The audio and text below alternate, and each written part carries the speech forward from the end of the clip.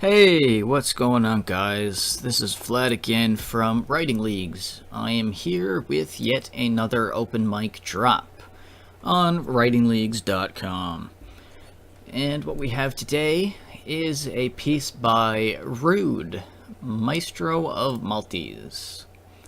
And the piece we have here is called Wrongfully Accused, the story of Sarah Good.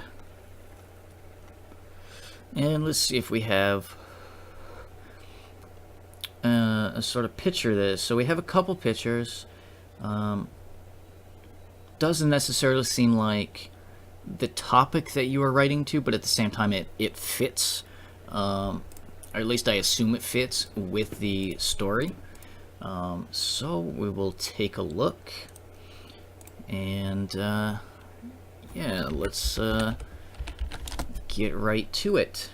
Again, this is called Wrongfully Accused, the story of Sarah Good. Essex County, Colonial Massachusetts, 1692. Life used to be normal, then ventured through turpitude. I was wed to a man that's indentured to servitude, then entered the church askew, judging us often. We tried cutting our costs spent, budgets without caution. Nothing but lost sense, all out of options. I've been nothing but lost since they hauled off his coffin. So, Maestro of Maltese in your profile, the little title, and for this reason. A good start. Looks like you're setting up nicely, especially with the life used to be normal, and then you sort of get into it. I was wed to a man. Flow is super smooth, super easy to pick up with the Maltese that you're using. So far it looks good. I am intrigued. Excuse me. My husband, my love, oh the perilous dread, the next one I marry inherits his debt. This man is so good, I disparage at best. 2 children and poor, but hysterics have spread. Town's culling is shrewd, I was appalled at the news. The Reverend's daughter had the gall to accuse? I'm intrigued, Rude. I am intrigued. The trial was amiss. Laws failed in dissent. I was convicted on lies and held in contempt. No chance of escape. The bailiff would tempt. A stared across the room. The plaintiff was kempt. They shackled my feet. The case is cement. The guards at my cell warn, don't make an attempt. Each morning they tortured, rape with intent of restoring the order and to make me repent. They pressed for confessions to an aimless extent. Guess my expression was rated consent.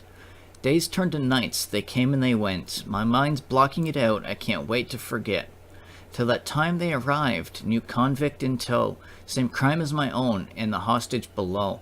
I glared at her face and lost my repose. My daughter, she's 6. I seethed, hauntingly rose. Guard, hurry up, strap her in. Drip, drip, drip. The sound is so maddening. I turn and I twist, but I'm bound. This flow saddens me. What's even happening? My consciousness, in and out, vision is blackening. I'm livid and babbling, this is so baffling. The water that drips is so frigid and dampening. Wicked one, answer me, he yells, but the liquid is canvassing. Jesus. Jesus, I done fucked up.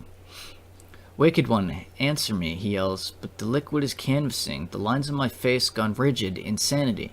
Give me my amnesty. I scream, driven to apathy. A smile creeps on his face as he mimics my agony. So this is interesting so far. I've got one section left, and I especially like, on top of the flow and the pace, the Maltese that you're using, I like the descriptive of it. You're showing us exactly what's going on from that perspective and what's happening in the story. So that is very nicely done. I'm kind of a sucker for a well-told story full of imagery. So it's very nice.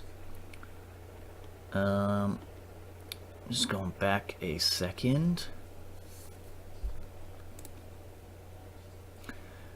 So what I'm kind of taking from this so far is that this woman has married again and inheriting his debts, and then accused. See, I was at a slight disconnect there. What I'm picking up from my perspective would be a woman who is sort of marrying for money. I'm not sure if that's correct. You can correct me if I am wrong. That's what I'm getting at so far, that she's sort of marrying for that and perhaps killing them. Again, correct me if I'm wrong there. That's just what I'm getting from it. I'm going to finish the last section here. They used the heretic's fork. I was read to by gallows. The time come at last, I was led to the gallows. The iron maiden was opened, I was pulled from the spikes. I'd survived it for months, off spoonfuls of rice. The village had gathered, with pitchforks they cried, hang the crone or we burn her, this witch forced to die. Oh, okay.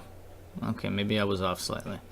Every meal that I cooked, they had it called my brew, though all that had boiled in my cauldron was stew. I was noosed up and hung, the final twitch riled pagans. My alibi was my death in the witch trials of Salem.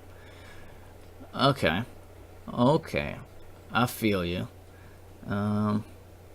So I do still have the slightest bit of disconnect from the top section.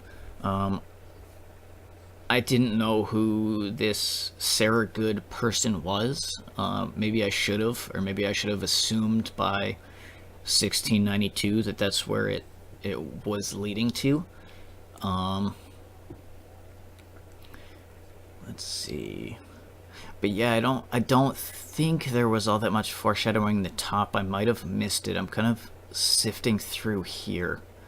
Because I know I got the one part right. I've been nothing but lost since they hauled off his coffin. The next one I marry inherits his debts. 2 children are poor, but hysterics have spread. So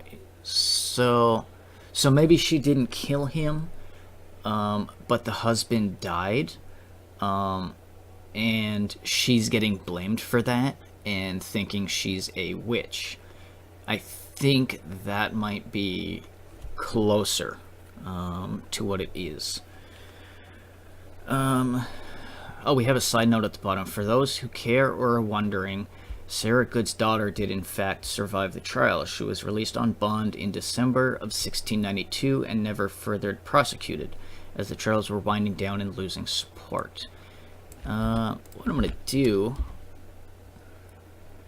real quick, Google.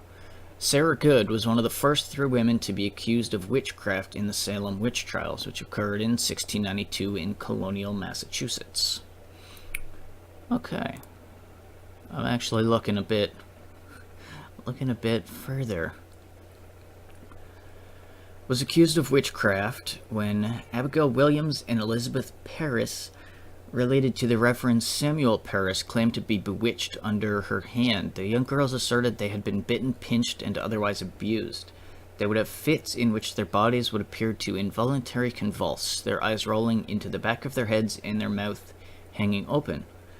When the Reverend Samuel Parris asked, "Who torments you?" the girls eventually shouted out the names of 3 town people: Tituba, Sarah Osborne, and Sarah Good. Good was of lower economic status, reduced to poverty due to the debt of her first husband. Okay, that was mentioned. Accuses that the trial, especially in the trial of Sarah Good, often cited jealousy and envy as explanations for witches' discontent and anger. So, it doesn't really...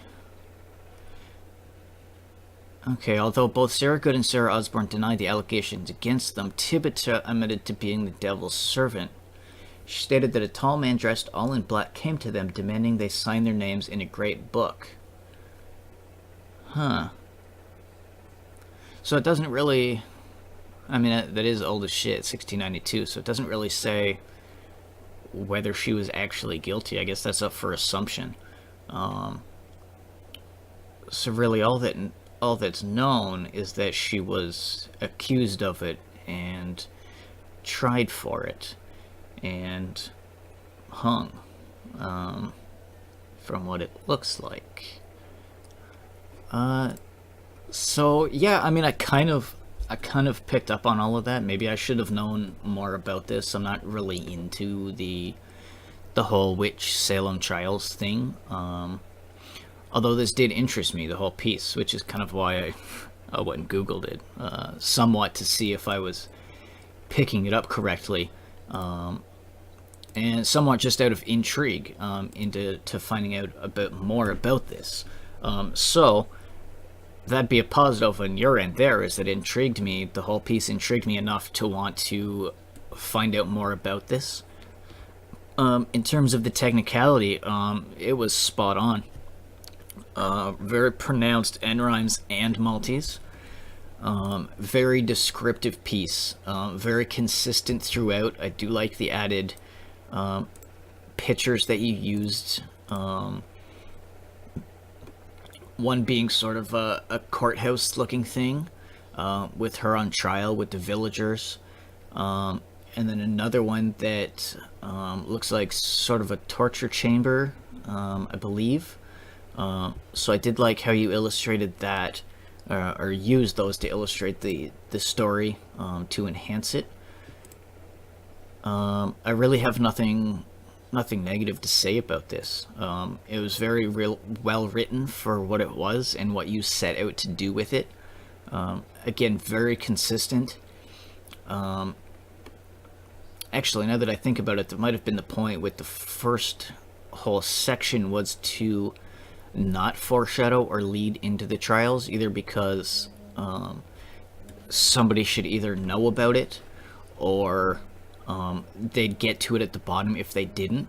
So in terms of story progression on that end, I think that was very well done. Overall, another great piece from you. No complaints. And yeah, that's about it. So I hope to see another open mic drop from you soon, or we'll see you again in O.W.L. And have a good one.